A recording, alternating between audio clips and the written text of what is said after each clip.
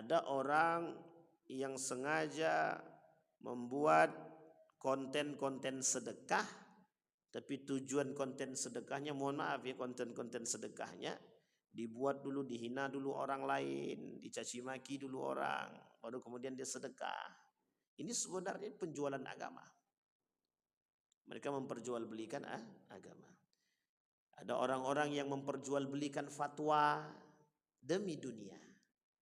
Bahkan mohon maaf yang lebih parah lagi, ada orang-orang yang sengaja menjual Al-Quran demi untuk mendapatkan duit. Sudah terjadi kasusnya? Sudah. Apa kasusnya? Di balik percetakan Al-Quran banyak sekali kasus-kasusnya. Ada orang yang mengambil korupsi dari percetakan Quran. Ada orang mengambil keuntungan di balik dana haji. Ada yang mengkorupsi dana haji, dana Al-Quran, dana ini dan lain sebagainya. Bahkan mohon maaf, ada orang-orang yang menjual atas nama haji dan umroh demi kepentingan mereka. Masalah mereka menipu atau tak menipu, yang penting kami datangkan duit, gitu mereka. Nah ini, kemudian Allah katakan, perumpamaan mereka di dalam Al-Quran, kata Allah, seperti binatang. Baik Bapak Ibu sekalian yang berbahagia, di malam hari ini atau di maghrib ini, kita ingin coba mengangkat, kita istirahat dulu dari al-kabair, dari dosa-dosa besar, karena wajah-wajah berdosa semua kita ini, insyaallah mudah-mudahan. Kita coba angkat 7 karakter binatang pada manusia yang Allah sebutkan di dalam Al-Quran. Sebagai satu perumpamaan, kita coba ambil hikmahnya dari apa yang Allah sampaikan. Di dalam Al-Quran ada 7 karakter binatang yang Allah sematkan, yang Allah tuliskan. Tujuannya adalah karakter itu sebagai perumpamaan bagi umat manusia. Jika Allah melakukan atau mengatakan atau permisalan tersebut Allah sebutkan di dalam Al-Quran, jika ada manusia yang melakukan sama hal seperti tersebut, maka tak ubahnya manusia tersebut seperti binatang. Pernah Allah berkata, ketika manusia itu mempertuhankan hawa nafsu dia, memperturutkan hawa nafsu dia, mereka seperti kalbahaim, kata Allah, seperti binatang ternak. Balhum adal, gitu. Tapi mereka jauh lebih parah daripada itu, atau lebih sesat atau lebih menyesatkan. Nah di dalam Al-Quran kata Allah paling tidak ada 7 karakter binatang. Yang pertama kata Allah di dalam surat Al-A'raf ayat 176, Allah kata, walau syi'na la rafa'nahu biha walakinnahu akhlada ilal ardi wattaba'a hawahu famathaluhu kamathalil kalbi in tahmilhu yalhath in tahmil alaihi yalhath aw tatrukhu yalhath dzalika mathalul qaumil ladzina kadzdzabu bi ayatina faqsusil qasasa la'allahum yatafakkarun. Sebelum ini kita lihat Bapak Ibu. Walau syi'na la rafa'nahu biha walakinnahu akhlada. Apa kata Allah? Dan kalau kami menghendaki, sesungguhnya kami tinggikan derajatnya dengan ayat-ayat itu, tetapi dia cenderung kepada dunia dan menurutkan hawa nafsunya yang rendah. Maka perumpamaannya seperti binatang yang Allah sebut sebagai kalbun dalam Al-Quran. Kalbun itu bahasa lainnya dog. Dok. Tahu Bapak Ibu ya? Guguk. Allah sebut dalam Al-Quran sebagai guguk. Jika kamu menghalaunya, diulurkannya lidahnya, dan jika kamu membiarkannya, maka dia juga tetap akan mengulurkan lidahnya. Demikian itulah perumpamaan orang-orang yang mendustakan ayat-ayat kami. Maka ceritakanlah kepada mereka kisah-kisah itu agar mereka berfikir.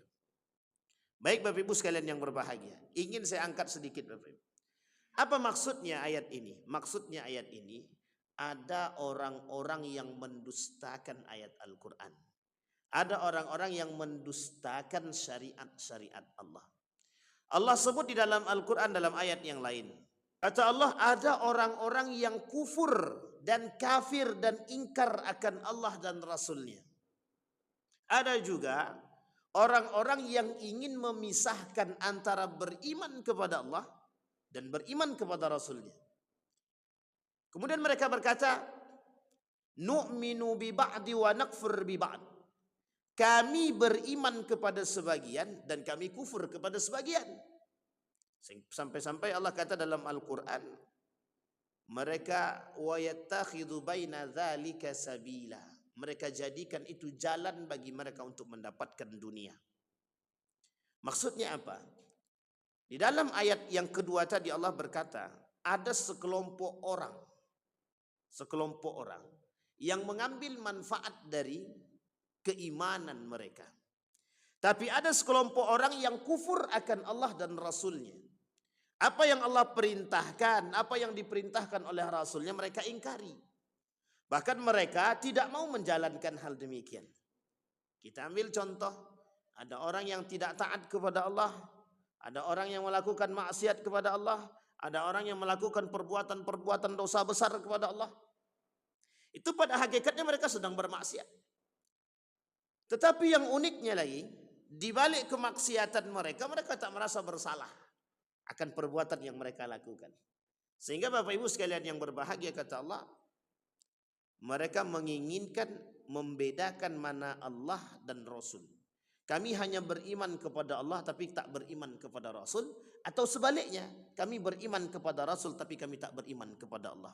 Adakah di antara manusia hari ini yang seperti itu? Ada. Mereka hanya beriman kepada sebagian ayat-ayat Al-Quran, tapi sebagian lagi mereka tak beriman. Kita ambil contoh. Apa contohnya? Ada orang-orang yang percaya dengan perintah di dalam Al-Quran dan larangan, tapi ada orang yang tak percaya. Kata Allah, hukum nikah beda agama haram, tapi kata mereka hukum nikah beda agama tidak haram. Kata Majelis Ulama Indonesia mengucapkan selamat Natal haram, tapi bagi mereka tidak haram. Kata mereka bahwa riba itu, kata Allah riba itu haram, kata mereka tak haram. Kata mereka bercampur laki-laki dan perempuan itu haram, tapi sebagian mereka mengatakan tidak haram. Nu'minu bi ba'd wa nakfur bi ba'd. Mereka beriman sebagian, tapi sebagian lagi mereka tak beriman, mereka ingkar. Yang lebih parah daripada hal demikian, ada yang disebut dengan orang alim, orang yang berilmu, tapi mereka justru mengingkari keilmuan mereka dan mereka mengingkari agama. Pada ayat yang tadi kita bacakan pada ayat yang pertama, apa kata Allah? Allah katakan perumpamaan mereka, orang-orang yang mendustakan agama, orang-orang yang memperjualbelikan agama dengan keilmuan mereka, orang-orang yang memperjualbelikan agama demi kepentingan dunia mereka, Allah sebut mereka sebagai seperti binatang yang Allah sebutkan, Allah misalkan seperti guguk. In tahmil alaihi yalhas wa in tatrukhu yalhas. Kalau kau biarkan mereka dia tetap akan menjulur, tidak engkau biarkan mereka tetap akan menjulur. Ini binatang tadi. Apa maksudnya? Secara lebih eksplisitnya Allah katakan begini, ada orang yang memanfaatkan agama untuk kepentingan dunia. Jadi begini Bapak Ibu, misal ada orang yang memperjualbelikan nasab dia karena dianggap nasabnya mulia untuk menghadirkan duit. Jadi sekalipun dia melakukan perbuatan tercela, tapi karena nasab dia baik, diperjualbelikan nasab itu sehingga bisa mendatangkan keuntungan. Yang pertama. Yang kedua contohnya, ada orang-orang yang memanfaatkan solawat. Dia gunakan solawat itu untuk mencari duit. Bagaimana caranya? Dibuatlah solawat itu seindah mungkin. Tapi di belakang solawat tadi mereka panggungkan solawat tadi. Kemudian bercampur laki-laki perempuan yang hadir berdatangan.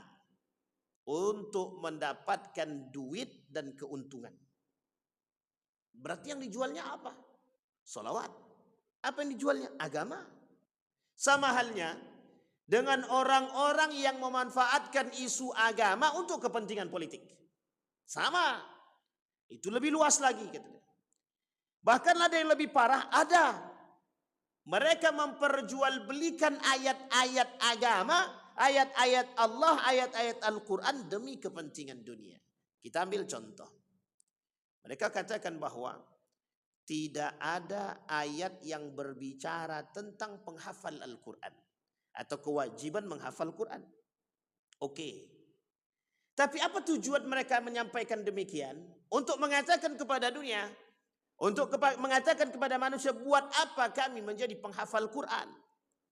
Tapi ada orang-orang yang sengaja mengangkat isu-isu isu-isu kontroversi seperti ini untuk menjadi kepentingan mereka. Nah, ini posisi penting, Pak. Kita ambil contoh yang lain. Ada orang yang sengaja membuat konten-konten sedekah, tapi tujuan konten sedekahnya, mohon maaf ya, konten-konten sedekahnya dibuat dulu, dihina dulu orang lain, dicaci maki dulu orang, baru kemudian dia sedekah. Ini sebenarnya penjualan agama. Mereka memperjualbelikan agama.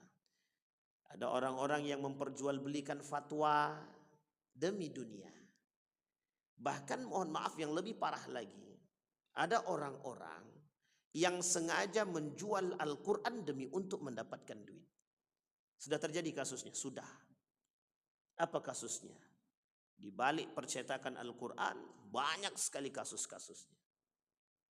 Ada orang yang mengambil korupsi dari percetakan Quran. Ada orang mengambil keuntungan di balik dana haji. Ada yang mengkorupsi dana haji, dana Al-Quran, dana ini dan lain sebagainya. Bahkan mohon maaf, ada orang-orang yang menjual atas nama haji dan umroh demi kepentingan mereka. Masalah mereka menipu atau tak menipu, yang penting kami datangkan duit, kata mereka. Nah ini, kemudian Allah katakan, perumpamaan mereka di dalam Al-Quran, kata Allah, seperti binatang, seperti guguk, kata Allah. Kenapa kok seperti itu? Mereka selalu mengharapkan dunia. Mereka selalu, apapun akan mereka lakukan untuk mendapatkan dunia.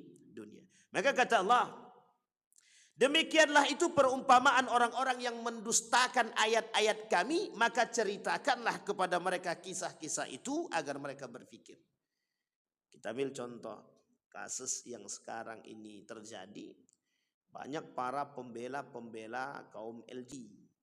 Itu banyak sekali, Pak, pembela-pembelanya banyak sekali. Nah, kemarin itu kasus yang lagi tenar juga, seorang transgender berangkat umrah, dan sebagian para ulama mengecam perbuatan tersebut. Kenapa? Karena dia berada di pihak perempuan padahal asalnya laki-laki. Bayangkan, Pak, bisa lolos. Seorang laki-laki memang secara sifat dia memilih perempuan, secara sifat dia pilih perempuan, tapi pada hakikatnya dia laki-laki. Cuma ketika dia berangkat umrah dia justru pilih sebagai seorang perempuan. Dan ini masalah. Maka dilaknat, itu dikecam oleh para ulama. Artinya apa? Banyak hal yang perlu kita usut di situ.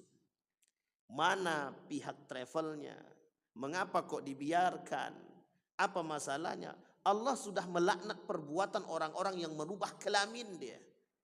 Setiap orang yang merubah perciptaan Allah itu hukumnya sudah haram. Allah laknat. Bahkan Allah melaknat syabbahar rijal bin nisa wan nisa bir rijal. La'anallah, Allah melaknat orang-orang laki-laki yang menyerupai perempuan, perempuan yang menyerupai laki-laki. Tapi demi karena keuntungan itu bisa lolos, Pak. Uniknya lagi, kok bisa lolos? Ini menjadi poin penting bagi kita. Baik, itu yang pertama. Yang kedua, kemudian Allah katakan di dalam surat Al-A'raf ayat 179. Apa kata Allah di dalam Al-Quran? Binatang ternak itu tidak memiliki keistimewaan nilai jual, hanya terletak pada beratnya saja. Kata Allah, kemudian ada manusia-manusia yang Allah permisalkan seperti kalbahaim, seperti binatang ternak, balhum adal. Ini kedudukan manusia di dalam Al-Quran Allah sebut. Ada manusia yang kedudukannya sudah begitu rendah daripada binatang. Siapa mereka? Yang memperturutkan hawa nafsu dia. Orang yang memperturutkan hawa nafsu dia tak lebih daripada binatang. Bahkan lebih parah. Sampai para ulama mengatakan binatang ternak saja jelas itu harga dia. Bahkan mereka jauh lebih parah daripada binatang ternak, bahkan tidak dihargai, tidak memiliki harga. Itu yang kedua. Yang ketiga kata Allah, seperti kera, seperti kala. Walaqad alimtumul ladzina i'tadaw minkum fis sabti faqulna lahum kunu qiradatan khasiin. Dan sesungguhnya telah kami ketahui orang-orang yang melanggar di antaramu pada hari Sabtu, lalu kami berfirman kepada mereka, jadilah kamu kera yang hina. Allah permisalkan manusia itu seperti kera. Apa kata para ulama? Ironisnya, setelah mereka melakukan pelanggaran, mereka justru tidak merasa bersalah, malah membanggakan kesalahan yang telah dilakukannya. Nah, sekarang banyak manusia begitu, Pak. Bangga melakukan dosa.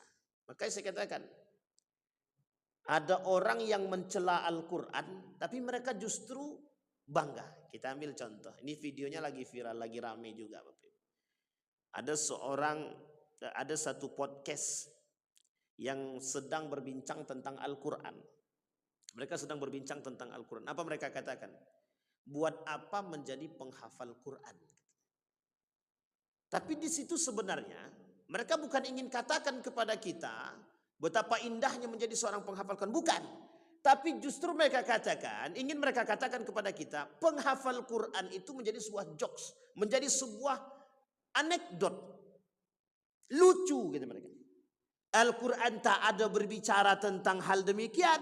Al-Quran tak ada mewajibkan kita menghafal Quran, kata dia. Yang paling parahnya lagi, sampai dia katakan bahwa dalam podcast tersebut, apa kata beliau? Bahwa hadis yang berbicara tentang keutamaan orang yang menghafal Al-Quran, yang kelak memakaikan jubah kepada kedua orang tuanya, hadisnya palsu, kata dia. Padahal Pak, hadis dia bukan palsu, dihasankan oleh para ulama. Bayangkan, berani mereka mengatakan, demi apa? Demi ketenaran, demi keuntungan, demi dunia.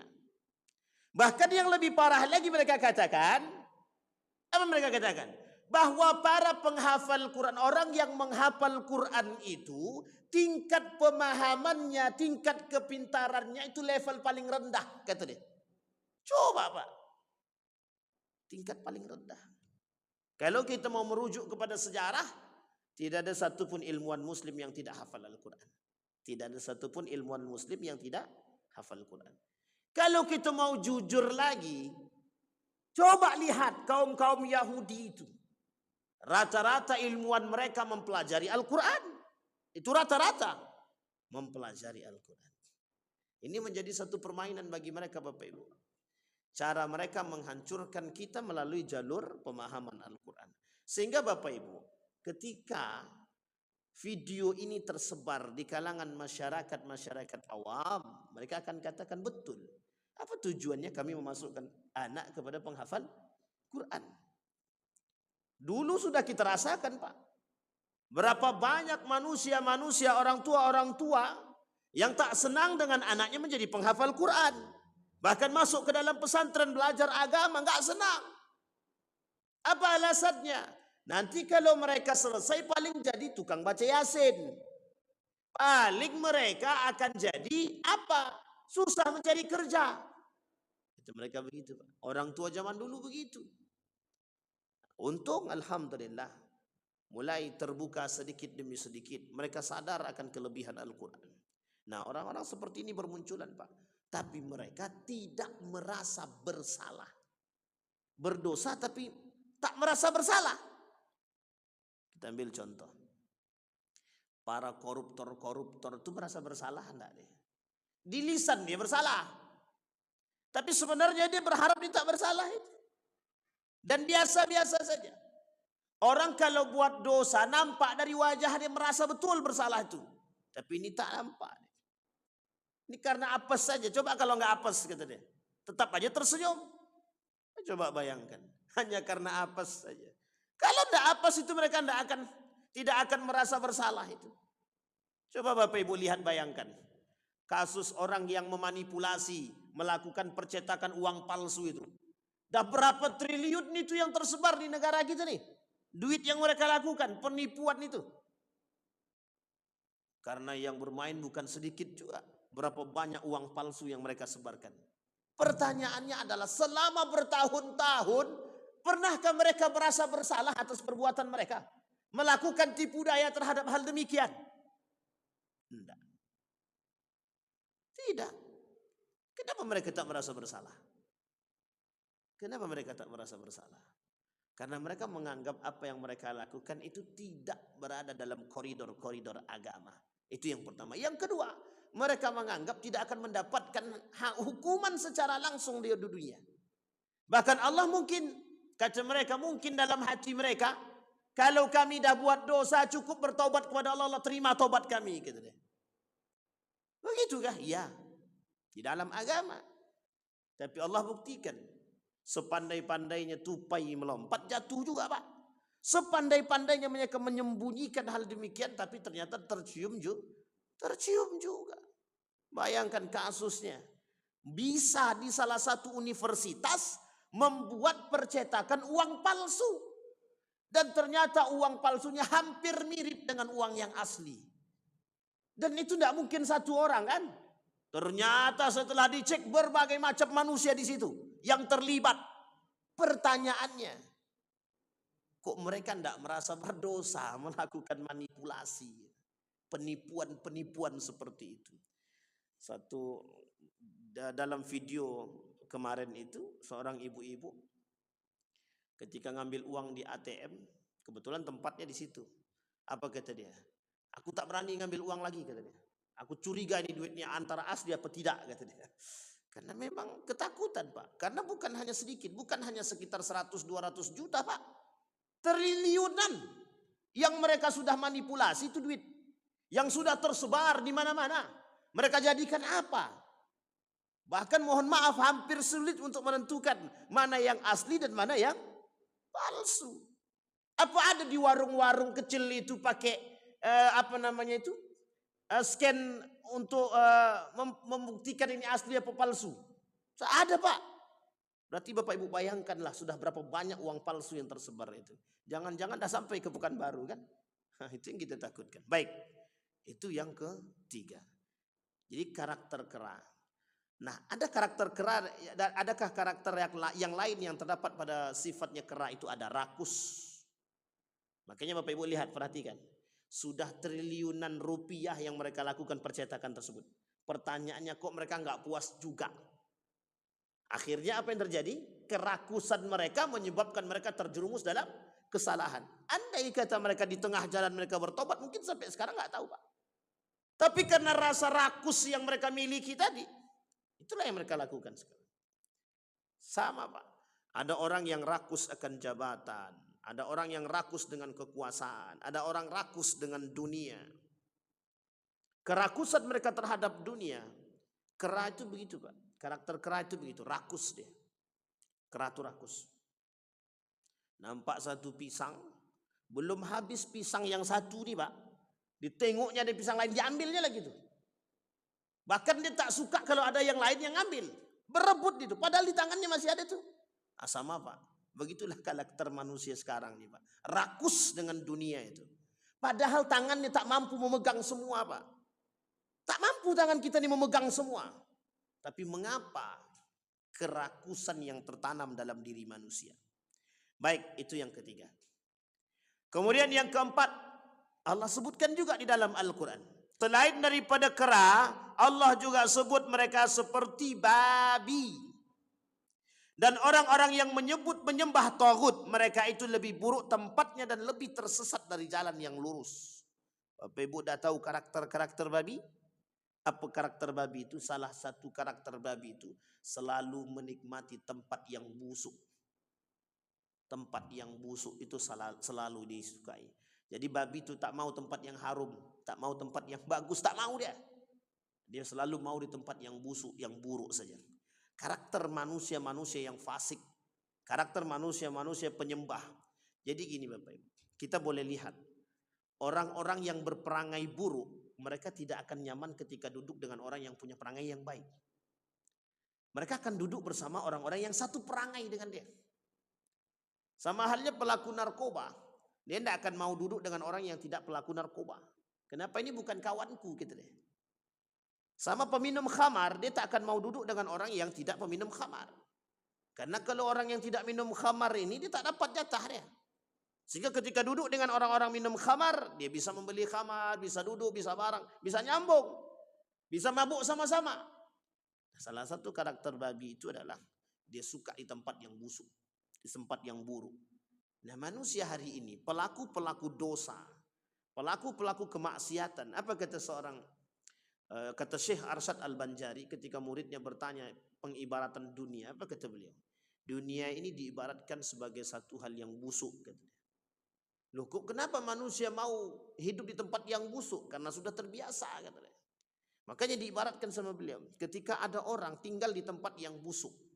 Misal ini ada tempat pembuangan sampah. Kemudian ada orang mau tidak ada tempat lagi, dia akan tinggal di situ. Akhirnya dia buat tempat gubuk kecil dan tinggal di samping tempat pembuangan sampah tadi. Pertanyaannya adalah busuk enggak pembuangan sampah tadi? Busuk. Tapi mengapa dia tetap tinggal di situ? Pertanyaannya adalah tidak ada tempat lain untuk tinggal. Artinya apa? Dia terpaksa tinggal di situ. Ketika dia terpaksa tinggal di situ, lama kelamaan dia menjadi terbiasa dengan keadaan begitu. Begitulah umat manusia hari ini. Dulu dianggap dosa tadi itu hal sangat-sangat luar biasa.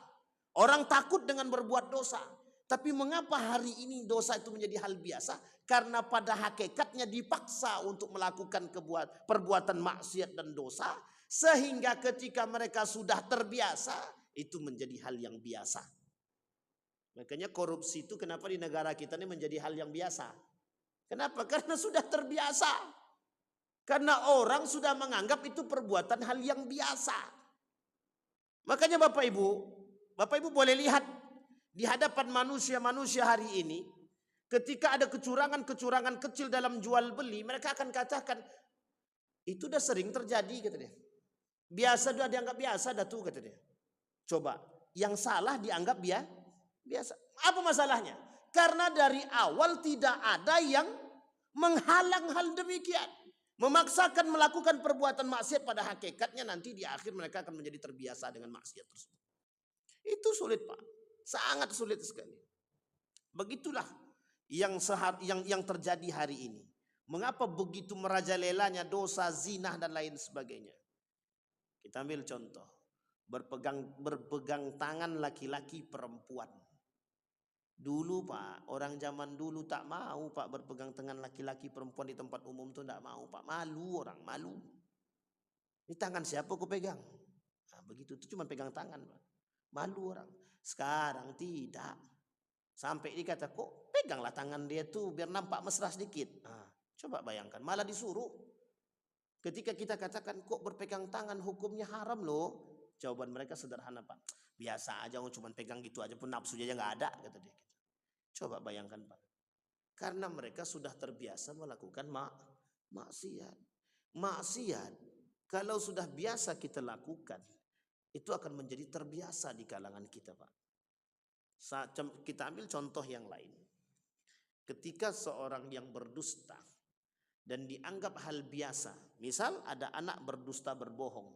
Orang tuanya tidak memberikan hukuman kepada anaknya yang berbohong. Maka kelak kebohongan anak itu menjadi hal yang biasa bagi anak tersebut. Uang bapak tidak pernah marah kok. Sehingga dia akan buat kepada yang lain, bukan hanya kepada kita saja. Dia akan berbohong kepada siapapun. Kenapa? Karena bagi orang tua dia berbohong itu tidak mendapatkan hukuman, tidak dimarah sama orang tua katanya. Sehingga ketika mereka melakukan kebohongan yang lain kepada orang lain, mereka biasa-biasa saja. Nah, ini Bapak Ibu sekalian yang berbahagia, kita perlu memahami ini karena Allah menunjukkan kepada kita karakter-karakter tersebut agar kita bisa menjauhi. Kemudian yang kelima, seperti laba-laba kata Allah. Perumpamaan orang-orang yang mengambil pelindung-pelindung selain Allah adalah seperti laba-laba yang membuat rumah. Dan sesungguhnya rumah yang paling lemah adalah rumahnya laba-laba. Kalau mereka mengetahui. Ini perumpamaan bagi mereka yang syirik-syirik Pak. Orang-orang yang suka mengambil bantuan kepada manusia yang selalu berharap pertolongan kepada manusia, yang selalu mengambil pertolongan kepada dukun, kepada siapapun, kepada jin, kepada setan, kepada hantu, ini adalah pertolongan yang lemah. Kenapa Allah mengambil perumpamaan ini? Karena Allah tahu, Pak. Apa yang Allah tahu? Bahwa kelak di akhir zaman itu banyak manusia-manusia yang tak datang kepada dia untuk minta bantuan. Sehingga Nabi bilang kepada Ibnu Abbas, wa in ijtama'al qaumu ala an yadurruka la yadurruka bi syai' illa qad kataballahu 'alaik. Wa in ijtama'al qaumu ala an yanfa'uka bi syai' la yanfa'uka bi syai'in illa qad kataballahu 'alaik. Tapi hadis sebelumnya Nabi kata begini. Wa idza sa'alta fas'alillah wa idza ista'anta fasta'in billah. Jika engkau mau meminta, minta kepada Allah. Jika engkau memohon pertolongan dan perlindungan, mohon kepada Allah. Kenapa Nabi katakan kepada ini kepada Ibnu Abbas? Karena kata Nabi dalam hadis yang lain, kelak akan ada manusia-manusia yang menjadikan makhluk sebagai tempat mereka berlindung. Mereka mengambil ittakhadhu makhluqan. Mereka akan jadikan makhluk-makhluk itu tempat mereka berlindung. Kita ambil contoh. Ketika ada orang yang mohon maaf. Sulit mencari pekerjaan. Mereka akan datang kepada kepala dinas, kepada orang-orang yang berkuasa. Bang, tolong masukkan anakku ke situ. Apa yang mereka lakukan? Mereka datang kepada manusia. Kata abang tadi, oke, nanti aku masukkan ke tenaga honor ya. Ya, bayar aja 20 juta. Nah, sudah dua salahnya, Pak. Satu, dia berharap kepada manusia. Yang kedua, sudah main suap. Yang ketiga, dibayar, Pak. Setelah dibayar 20 juta, ternyata tak lulus. Tak diterima juga. Ngamuk dia sejadi-jadinya. Duit udah dikasih, tapi juga tidak diterima, kata dia. Coba bayangkan, Pak. Mereka yang ketiga dusta kepada Allah.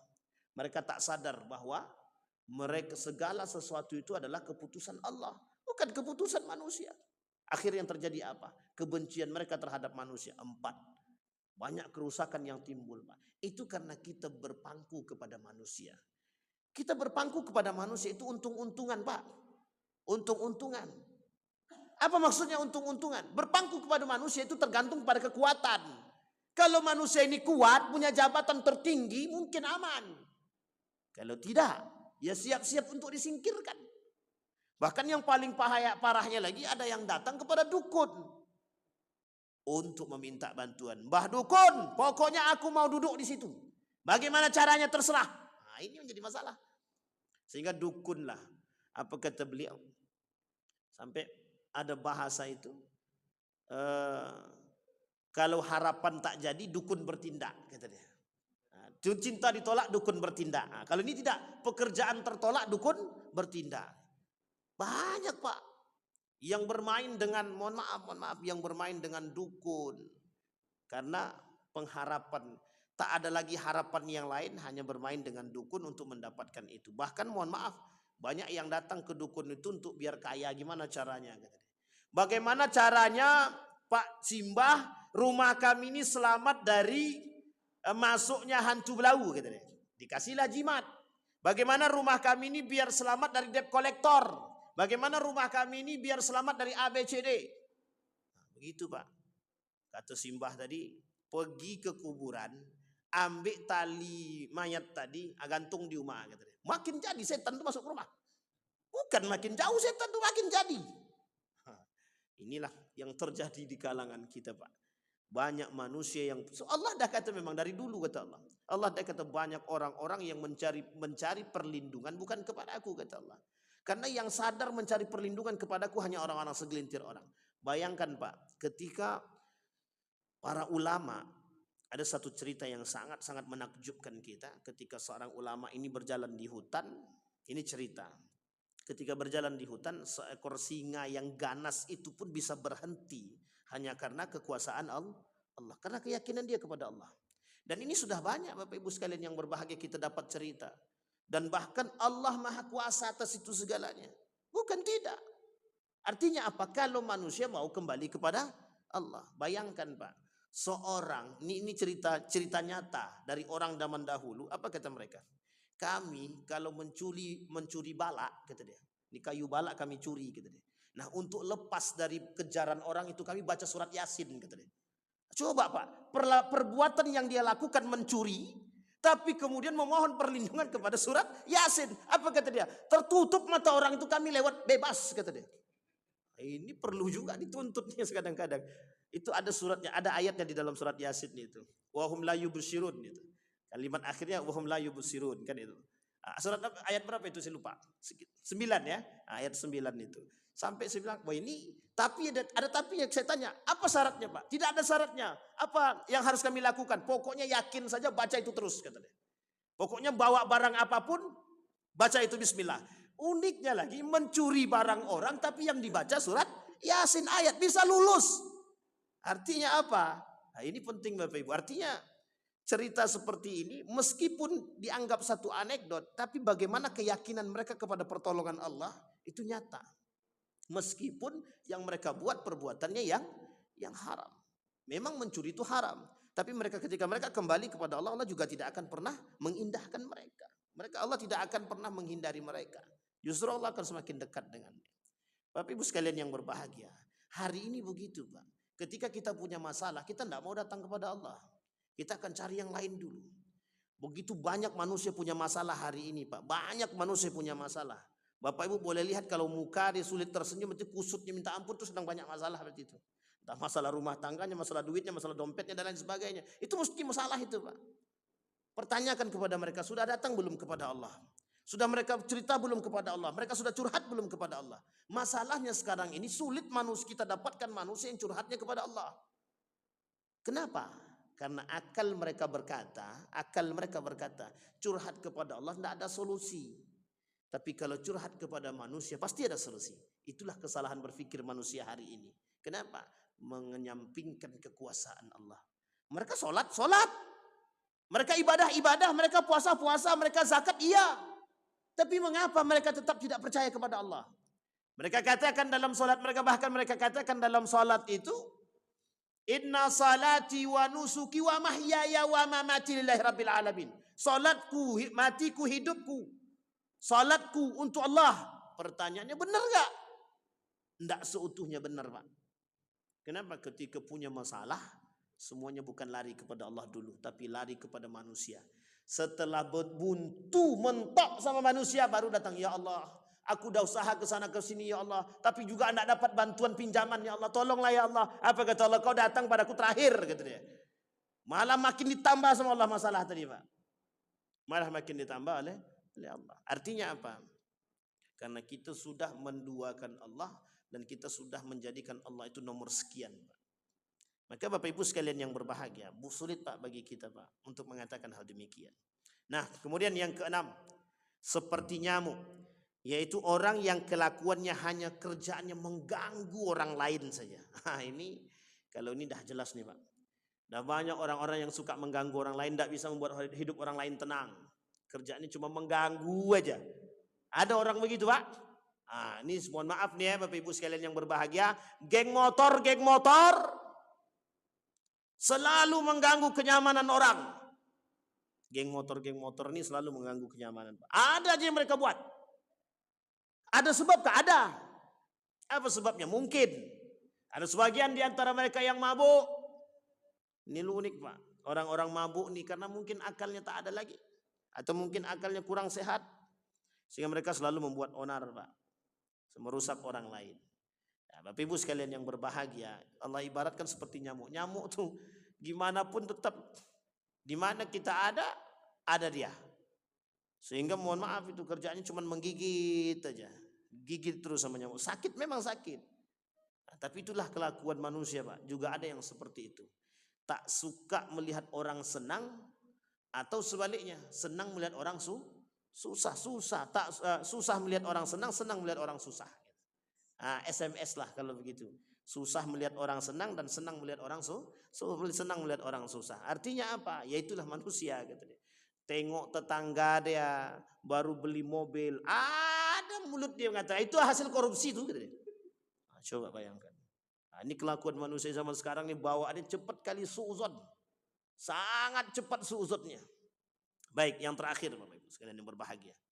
Yang ketujuh Allah sebutkan di dalam Al-Qur'an. Kata Allah di dalam Al-Quran yang ketujuh, seperti keledai. Perumpamaan orang-orang yang dipikulkan kepadanya Taurat, kemudian mereka tiada memikulnya, adalah seperti keledai yang membawa kitab-kitab yang tebal. Amatlah buruk perumpamaan kaum tersebut yang mendustakan ayat-ayat Allah, dan Allah tiada memberi petunjuk kepada kaum yang zalim. Bapak Ibu sekalian yang berbahagia, karakter ini itu, mohon maaf Bapak Ibu, di dalam agama kita itu tidak ada agama yang benar, Pak. Innad dina indallahil Islam. Tidak ada agama yang paling benar di muka bumi ini kecuali agama Islam. Sekarang Bapak Ibu akan mendengar kalimat seperti yang saya katakan ini. Al-Quran, Islam bukanlah satu-satunya agama yang benar. Islam bukanlah salah satu-satunya agama yang paling benar.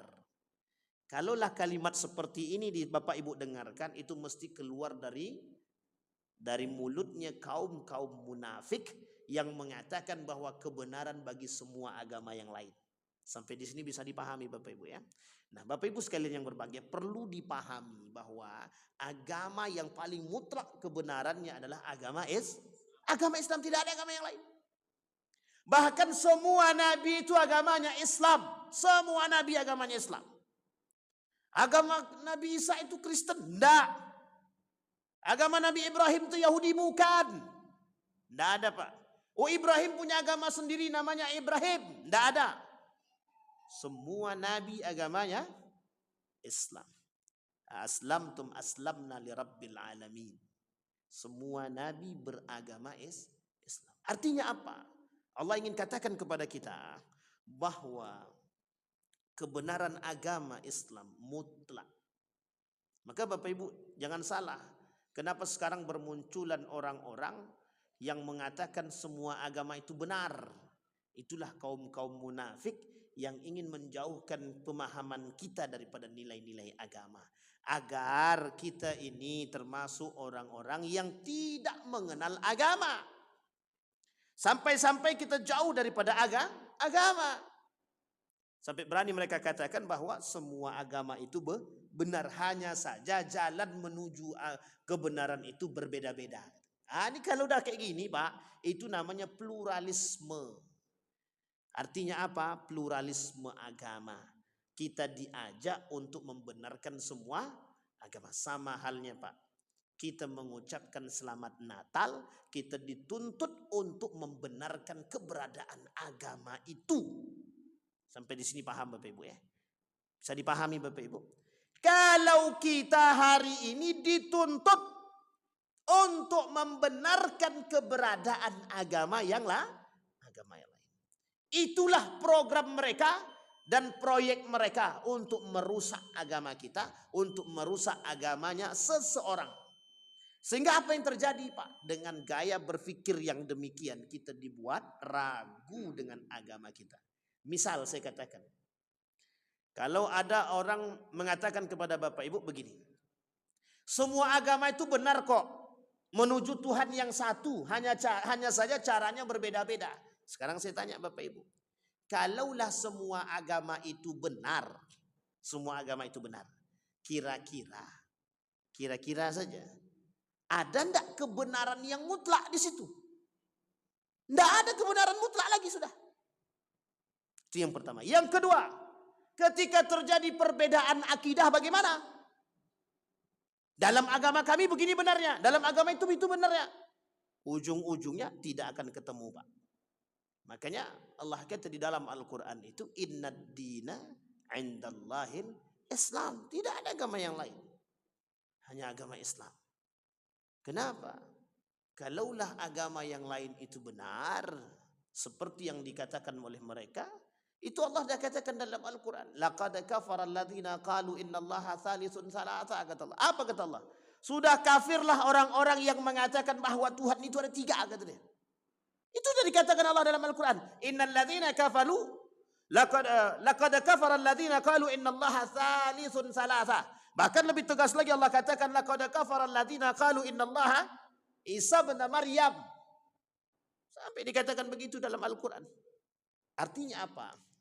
Allah menolak kebenaran-kebenaran yang lain. Maka Allah katakan agama yang paling diridai oleh Allah dan yang paling benar adalah agama Islam. Nah, mereka hari ini kaum Yahudi, Nasrani berusaha menjauhkan kita dari pemahaman-pemahaman demikian. Jadi biar kita nindak seutuhnya yakin dengan Islam, dibuatlah kita goyang dengan nilai-nilai keislaman itu. Sehingga pada hakikatnya apa? Pada akhirnya apa? Kita terjerumus dalam pernyataan yang salah. Mudah-mudahan bermanfaat bagi kita semua. Mudah-mudahan ada baiknya bagi kita. Fa'tabiru ya ulil absar la'allakum tuflihun. Assalamualaikum warahmatullahi wabarakatuh.